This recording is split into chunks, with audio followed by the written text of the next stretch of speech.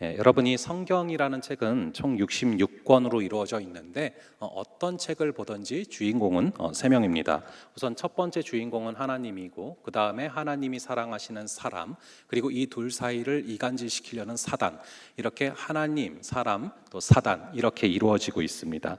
제가 지난주에 성경을 볼 때 특별히 이 인물을 중심으로 좀 성경을 볼 필요가 있다라는 말씀을 드렸습니다. 여기서 하나 주의해야 될 게 있어요. 우리가 인물을 중심으로 바라본다고 했을 때 그 인물의 잘한 점이 뭐고 잘못한 점이 뭐고 이런 것들을 바라본 것도 중요하겠지만 그 사람을 통하여서 하나님께서 행하고 계시는 일이 무엇인지를 특별히 집중적으로 바라봐야 될 필요가 있습니다. 예를 들어 보면 우리는 요셉이 애굽으로 팔려간 그 사건을 너무나 잘 알고 있죠. 자, 그런데 그 원인이 아버지 야곱의 편애 때문이다라고 알고 있습니다. 물론 야곱이 미숙해서 편애를 했고 그래서 형들이 시기 질투를 했고 그래서 요셉이 팔려가기도 한 거죠. 그런데 더 궁극적으로는 이 요셉이 애굽으로 팔려가는 사건을 통해서 이 나중에 애굽의 국무총리가 되게 하시고 결국 요셉으로 말미암아서 기근으로 말미암아 죽을 뻔했던, 없어질 뻔했던 이 이스라엘을, 즉 야곱의 가정을 살리시려는 그런 하나님의 섭리가 있고 하나님의 뜻이 있었다. 이것을 중요하게 바라보면서 인물들을 봐야 된다라는 것입니다. 자, 그렇게 인물을 바라본과 동시에 그 인물을 통해서 지금 하나님께서 무슨 일을 하고 계시는지를 집중적으로 바라봐야 되는데요. 이것은 우리의 삶에서도 마찬가지입니다. 내가 살아가다 보면요, 정말 이런저런 일들이 많이 벌어집니다. 그런데 그런 일들을 통해서 지금 하나님은 내게 무슨 말씀을 하고 계시는지, 그리고 그런 일들을 통해서 하나님은 지금 무슨 일을 하고 계시는지를 바라봐야 된다는 것이죠. 이것은 열왕기상도 마찬가지입니다. 이 열왕기서를 보면은 12장에 들어가면서부터는 굉장히 복잡해지는 책이에요. 이 솔로몬이 말년에 마음이 좀 나뉘게 됩니다. 그래서 반심이라고 말씀을 드렸죠. 그래서 11장 4절을 보면은 솔로몬이 이방 여인들 때문에 하나님을 향한 그 마음이 분산됐다라고 기록이 됩니다. 그러니까 어느 정도까지는 하나님을 사랑을 했는데 마음이 분산돼서 다른 신들도 동시에 사랑을 했다라는 거죠. 그러니까 하나님도 사랑하고 세상도 사랑해요. 이게 말이 안 되는 거잖아요. 남편도 사랑하고 옆집 남자도 사랑하고, 이게 말이 안 되는 거랑 똑같습니다. 그러니 하나님도 사랑하면서 세상도 사랑했다라는 것은 하나님을 사랑하는 게 아니죠. 이렇게 솔로몬의 마음이 나뉘니까 그 뒤에 벌어지는 일이 뭔지 아십니까? 바로 솔로몬의 나라가 바로 두 동강이 납니다. 그래서 북이스라엘 그리고 남유다로 나뉘게 됩니다. 그러니까 모든 것들은 마음에서부터 시작된다는 거예요. 자, 그러니 이제 나라가 나뉘는 것조차도 그 시작점은 왕인 솔로몬의 마음이 분열되는 것에서부터 시작이 됐다라는 것이죠. 그래서 나라가 나뉘면서부터는 북이스라엘의 19명의 왕, 그리고 남유다의 20명의 왕들을 왔다 갔다 하면서 내러티브가 이어지거든요. 그래서 왕들만 보면서 이 열왕기 상하를 보면 굉장히 정신이 없습니다. 하지만 하나님에게 포커스를 맞추고 이 왕들을 통해서 하나님이 하시는 일이 뭔지를 보면 굉장히 심플하게 또 이해가 되는 책이 이 열왕기상이라고 볼 수가 있습니다. 저희 한번 열왕기상 11장 43절을 저와 여러분들 함께 한 목소리로 읽어보겠습니다. 시작. 솔로몬이 그의 조상들과 함께 잠에 그의 아버지 다윗의 성읍에 장사되고 그의 아들 르호보암이 대신하여 왕이 되니라. 자, 솔로몬이 죽었어요. 그리고 그의 아들 이름이 뭐죠? 르호보암 중요합니다. 이 르호보암이 바로 왕위를 계승합니다. 그런데 이 르호보암 왕이 직면한 상황들이 만만치가 않아요. 원래 지도자가 바뀌는 시기는 늘 조심스럽고 긴장을 요구하게 되는 그런 시기입니다. 국민들도 새로운 리더십에 대한 기대와 또 염려가 있을 수가 있고, 새로 지도자가 된 사람도 과연 내가 백성들의 마음을 얻을 수 있을 것인가, 선왕처럼 잘해낼 수 있을 것인가, 이런 부담감이 있을 수밖에 없죠. 이 르호보암 역시도 신흥 왕으로서 이런저런 상황들에 직면해 있었는데, 근데 오늘 본문을 쭉 보다 보면은 우리가 흔히 이제 선왕이었던 솔로몬이 지혜가 있고 굉장히 위대한 왕으로만 알고 있는데, 솔로몬이 꼭 그렇게 나라를 잘 다스렸던 것만 같지는 않습니다. 왜냐하면 솔로몬이 죽고 나서 그 백성들이 솔로몬을 향한 마음들을 표출하는데, 우리 한번 오늘 본문의 4절을 볼게요. 오늘 본문의 4절의 말씀을 함께 읽어보겠습니다. 시작. 왕의 아버지가 우리의 멍에를 무겁게 하였으나 왕은 이제 왕의 아버지가 우리에게 시킨 고역과 매운 무거운 멍에를 가볍게 하소서. 그리하시면 우리가 왕을 섬기겠나이다. 자, 속마음이 나오잖아요. 솔로몬 왕 때는 세금이 너무 셌다는 거예요. 그리고 맨날 불러다가 일을 시켰다는 거죠. 이스라엘 백성들이 그래도 7년 동안 성전을 만들 때는 굉장히 기쁘게 만들었어요. 그런데 성전 건축을 마치자마자 다시 또 13년 동안 바로 솔로몬의 집을 만드느라 착취를 당하고, 또 계속해서 이방 여인들을 위한 산당, 즉 이방 신들을 위한 산당을 무려 1000개나 만들었습니다. 그래서 이 산당을 만들면서는 이 이스라엘 백성들이 완전히 그로기 상태가 된 거죠. 이 솔로몬은 평생 공사하다가 죽은 거예요. 성전 지었죠. 그리고 왕궁 지었죠. 산당 지었죠. 그러니까 이 백성들도 내내 불려가서 계속 공사를 한 겁니다. 공사하다가 다치면 죽는 거예요. 그 당시에 무슨 산재가 있습니까? 사재보험이 있습니까? 그러니까 40년 내내 고생하다가 죽기도 하고 너무 힘들었다. 이런 얘기들이 나온 것이고요. 결국 이 르호보암에게 당신의 아버지 솔로몬은 선정을 베푼 게 아니라 악정이고 학정이었다라는 그런 결론이 나온 것이죠. 그래서 르호보암, 당신은 세금을 감면하고 노역도 중단시켜라, 이런 요구를 하는 것이죠. 이 백성들의 요구를 접한 상황 가운데 이 르호보암의 측근들의 의견이 갈리게 돼요. 그런 요구를 들어줘야 된다라는 파가 있고, 반대로 아니다, 더 세게 나가야 된다라는 파가 있어요. 여기서 르호보암은 어떤 선택을 해야만 합니까? 우리도 이처럼 딜레마에 빠지게 될 때가 있어요. 삶이 그래요. 계속해서 선택의 연속입니다. 어떤 결정을 하느냐가 중요한데 문제는 양쪽 다 일리가 있어서 선택을 하기가 너무 힘들다라는 것이죠. 그래서 어떤 사람이 이런 말을 했습니다. 인생이 뭐냐? B와 D 사이의 C다. 이 B는 birth, 그리고 D는 death. 그러니까 태어나서 죽기 전까지의 C, 즉 choice, 이 선택이 바로 인생이라는 것이죠. 그만큼 선택해야 되는 삶이고 선택이 너무나 중요하다는 것입니다. 이 뭐를 선택하느냐에 따라서 우리의 인생은 확확 달라집니다. 어떤 전공을 택할지, 어떤 회사를 택할지, 어떤 사람을 택할지에 따라서 인생이 확 달라지죠. 심지어 아주 작은 선택들도 당장에는 모르지만 나중에는 나비 효과처럼 엄청나게 결정적인 차이를 가져오기도 합니다. 오늘 본문을 보면 위기거든요, 위기. 아버지 솔로몬이 죽고 나서 르호보암이 왕이 됐는데 시작을 하자마자 굉장히 중요한 선택을 해야 되는 지점이 온 거예요.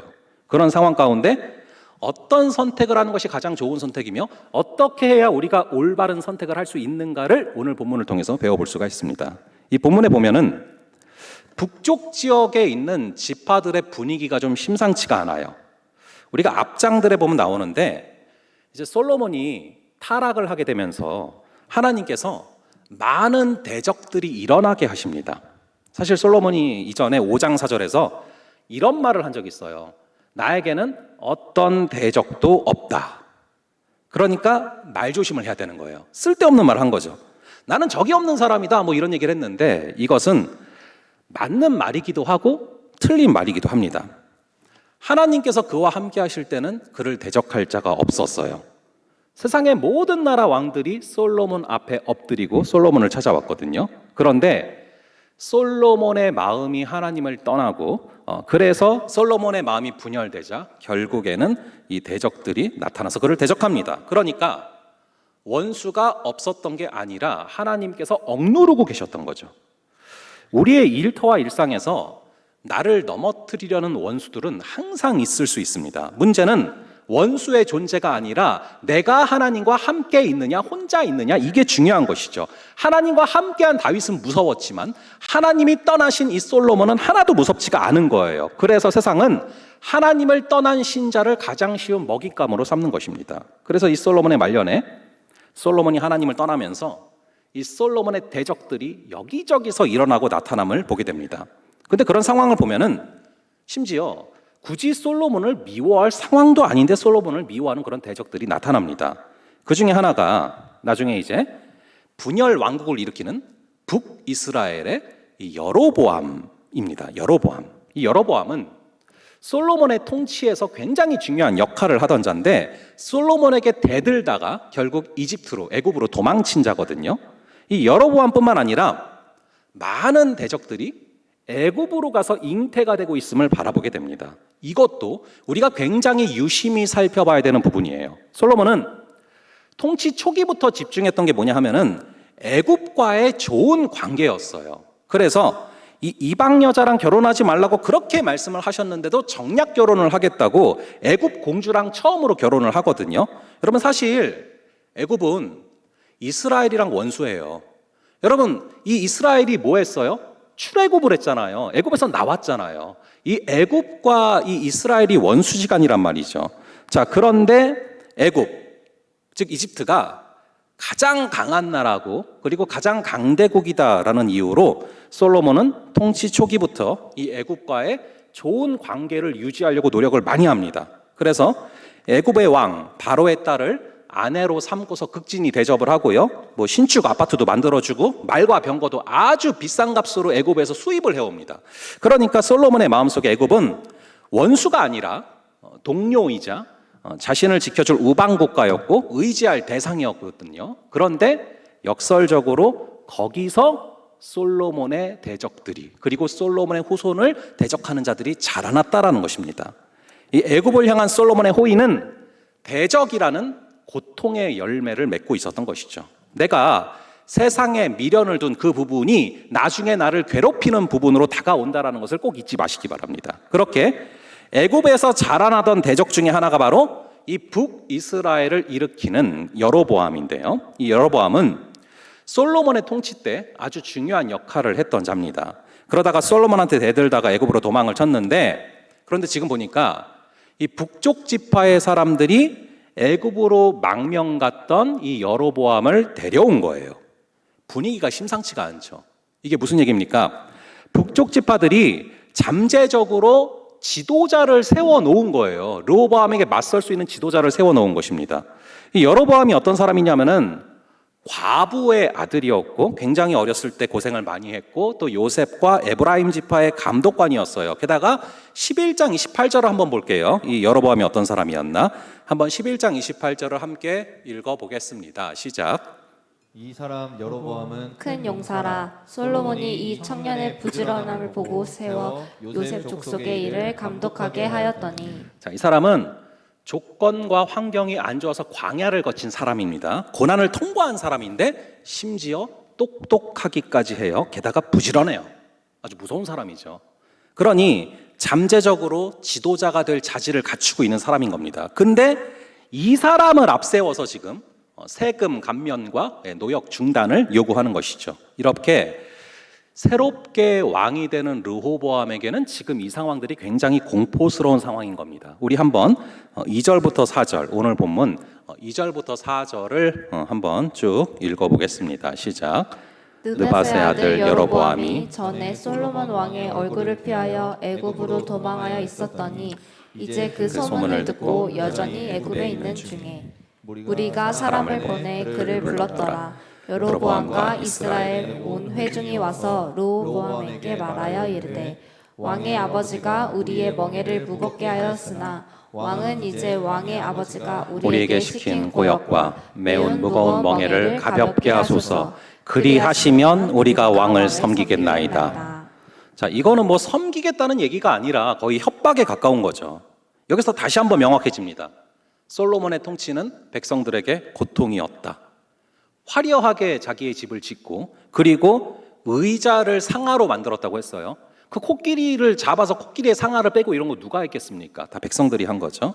그리고 방패를 금방패로 만들고 이런 것들이 다 백성들의 피로 했다라는 것이죠. 그러니까 하나님이 주신 능력을 가지고 쓸데없는 짓을 하면서 사실 세월을 보낸 거예요. 죽고 나니까 열매로 알게 되지 않습니까?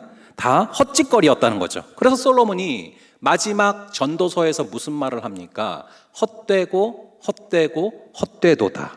자, 그렇게 솔로몬에 대해서 불만이 가득 찬 상태로 르호보암을 찾아와서 이 세금 감면과 노역 중단을 요구하는데요. 르호보암의 반응을 한번 보겠습니다. 우리 한번 5절의 말씀 같이 한번 읽어보겠습니다. 시작. 르호보암이 대답하되 갔다가 3일 후에 다시 내게로 오라 하매 백성이 가니라.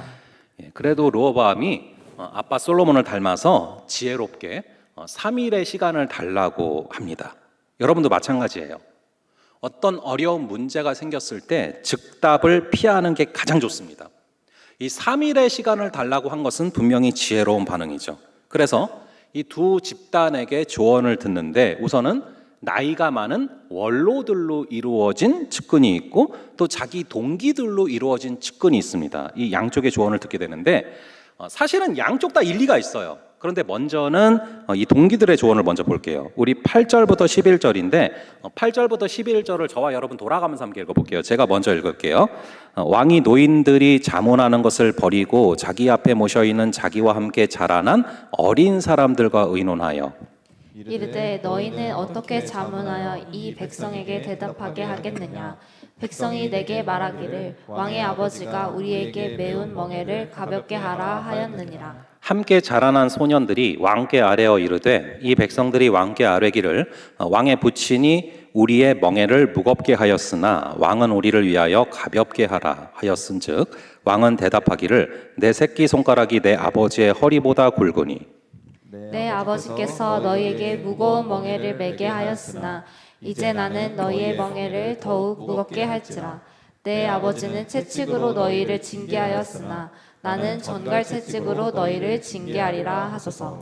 이 동기들의 조언도 뭐 지혜로운 조언이라고까진 볼 수는 없지만 일리는 있어요. 왕이 되자마자 왕의 카리스마를 보여주는 게 중요하다. 그래야 질서가 잡힌다.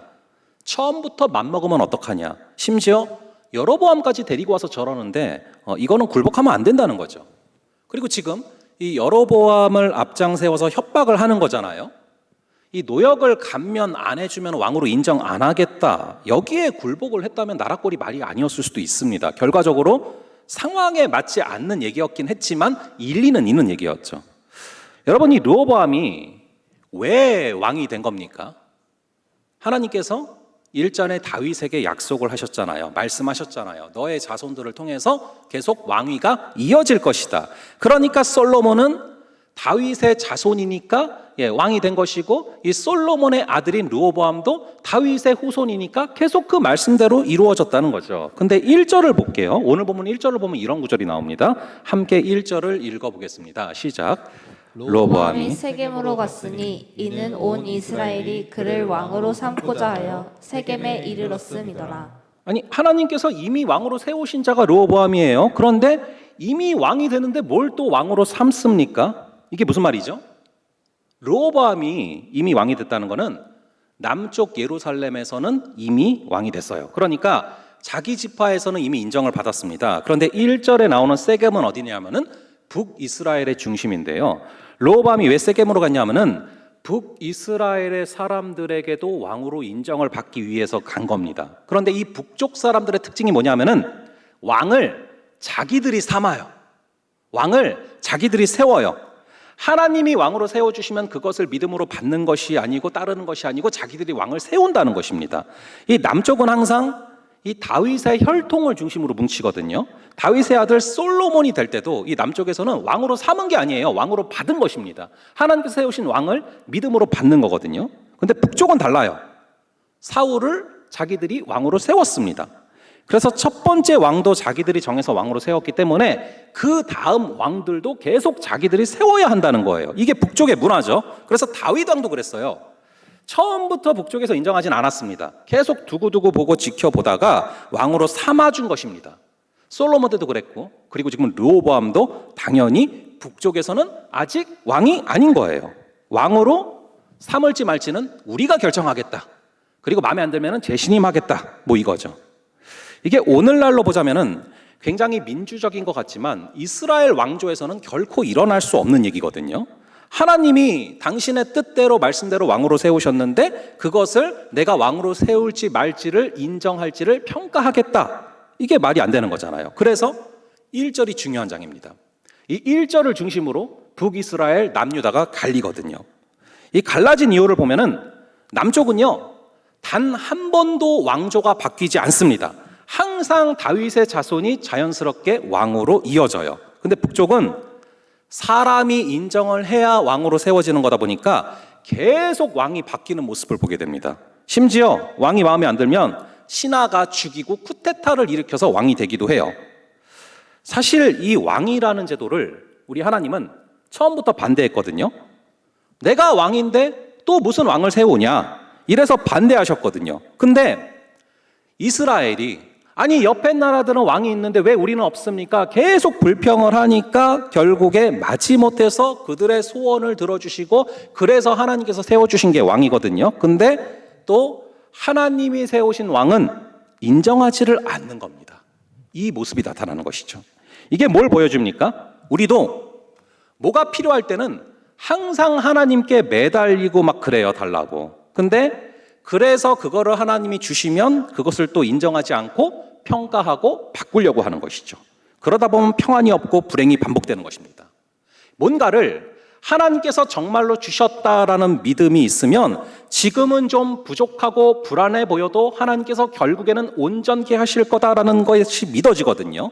그러므로 우리가 남유다의 방식으로 살아가고 있는지 북이스라엘의 방식으로 살아가고 있는지를 우리가 면밀하게 검토를 해봐야 된다는 것이죠. 자, 그렇게 북이스라엘은 처음부터 르호보암을 불신했습니다. 그러니까 그걸 알고 있던 르호보암의 동기들이 지금 세게 나가야 된다, 그래야 질서가 잡힌다, 이런 말을 하는 것입니다. 결과적으로 지혜로운 조언이라고 볼 수는 없었지만 그래도 충분히 일리가 있는 얘기인 것이죠. 그리고 이것이 르호보암이 들을 때는 굉장히 듣기에 좋은 조언이었어요. 원래 사람이라는 게 항상 자기가 듣고 싶은 것을 듣고 싶어 하지 않습니까? 딱 그런 거죠. 사실 여기서 르호보암이 동기들의 조언을 듣는 것이 아니라 만약에 이 원로들의 조언을 들었다면 역사가 분명히 뒤바뀔 수도 있었을 것입니다. 그리고 르호보암에게 유리하게 상황이 돌아갈 수도 있었겠죠. 하지만 르호보암은 자기가 듣고 싶었던 것을 택했고 듣기에 좋은 것을 택한 것입니다. 왜냐하면 이 동기들이 생각한 것이 자기가 생각한 거랑 똑같거든요. 여러분, 이 대기업 회장들이 컨설팅하는 걸 보면요, 참 웃지 못할 일들이 벌어집니다. 돈을 몇 억을 들여서 회사 전체를 컨설팅을 하고 리포트를 받으면 그걸 읽고 그냥 버리는 경우들이 있다는 거예요. 왜냐하면 내가 듣고 싶었던 답이 아니면 몇 억을 들여서 컨설팅을 했어도 아무 소용이 없다는 거죠. 그러면 그걸 뭐하러 한 겁니까?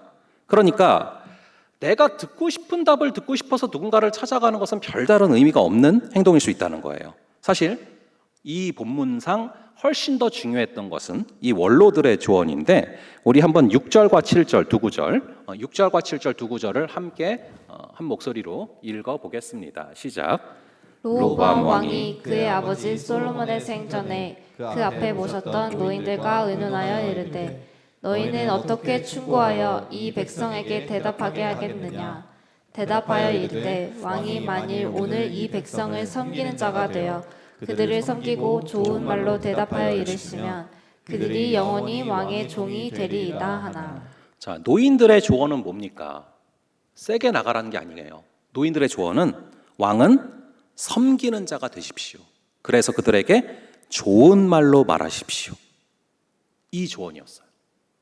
여러분, 내가 지금 섬기는 자리에 있는지 군림하는 자리에 있는지 이것을 분별해 볼 수 있는 굉장히 좋은 방법이 있어요. 내가 누구한테 막 화가 나잖아요.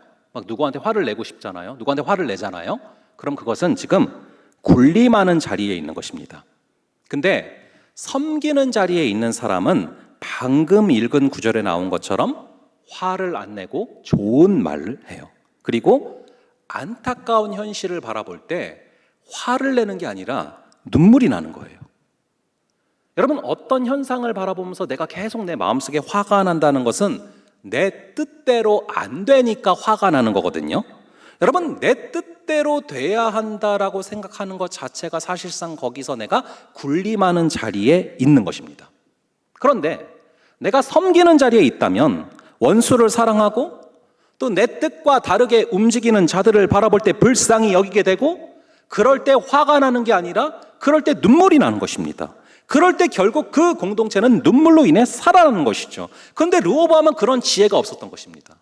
오늘 일부 예배 때 우리 원로 목사님께서 설교해 주실 때요, 어렸을 때 변화된 걸 얘기를 해 주셨거든요.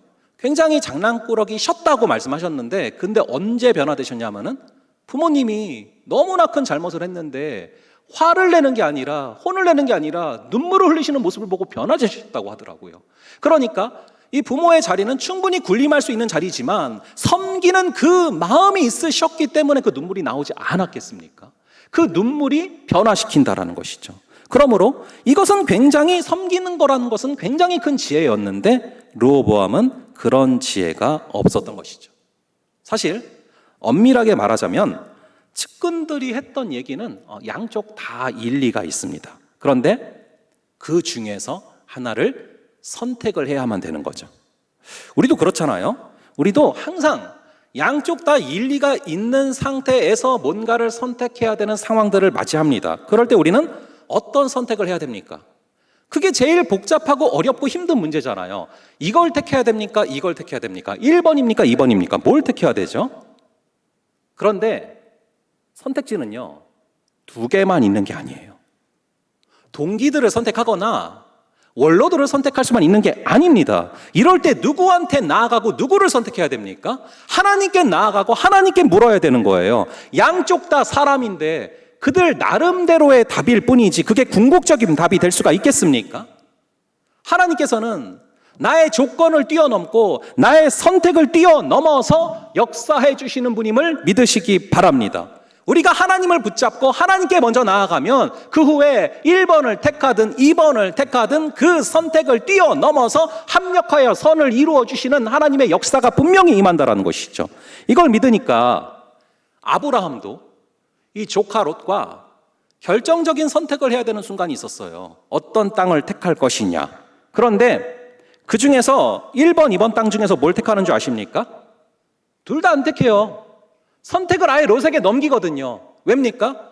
선택보다 중요한 게 관계고 선택보다 중요한 게 하나님이기 때문에 그렇게 하는 것이죠. 그렇다면은 우리가 이걸 골라야 되나 저걸 골라야 되나 고민하다가 하나님께 나아간다는 것은 무엇을 의미합니까? 하나님을 붙잡는다라는 것은 무엇을 의미합니까? 하나님을 선택한다는 것은 무엇을 의미합니까? 바로 말씀을 붙잡고 씨름하면서 하나님께 기도하는 것을 의미해요. 그것을 얘기하는 것입니다.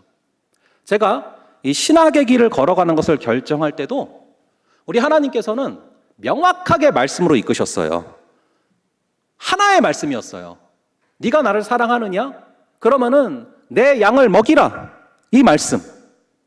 사실 우리 하나님은요, 하나님 이 길을 가야 돼요, 말아야 돼요 물어보면은 가야 된다, 가지 말아야 된다 말씀해 주시면 좋은데 그런 말씀을 안 하시더라고요. 저한테는 얘기를 안 해주세요.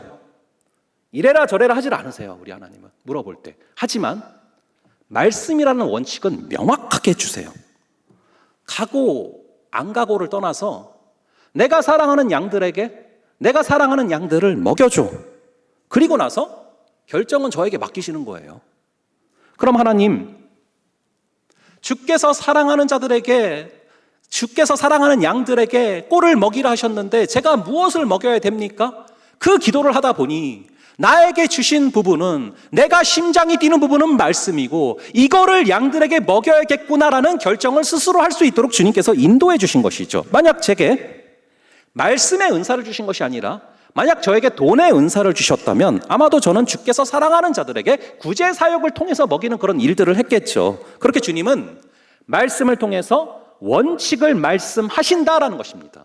그리고 결정은 우리들에게 맡기신다라는 것이죠. 여러분들이 살면서 많은 결정들을 계속해서 하셔야 될 거예요. 하나님, 이사를 가야 됩니까? 말아야 됩니까?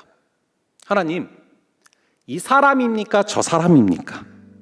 하나님, 선교를 가야 됩니까? 말아야 됩니까? 뭐 어떻게 해야 돼요? 가야죠. 갈까 말까 할 때는 가라. 여러분, 우리가요, 물론 이제 결정하기가 쉬운 것도 있고 어려운 것도 있어요. 그런데 어떤 결정을 해야 되는 그 순간이 다가올 때 꼭 여러분들 기억하시기 바라요. 중요한 건 뭐냐면은 우리의 선택을 통해서 하나님의 뜻이 드러나는 것, 우리의 선택을 통해서 주님의 영광이 가리워지지 않는 것, 그리고 어떤 선택을 하든 그 선택을 통해서 우리가 하나님을 경험하게 되는 것이 너무나 중요하다는 것을 잊지 마시기 바랍니다. 그럴 때 우리의 선택을 통해서 역사하시는 하나님을 체험하게 될 줄로 믿습니다. 우리 이 시간 좀 말씀을 기억하면서 아버지 하나님, 우리 주님의 마음이 있는 곳, 주님의 시선이 있는 곳에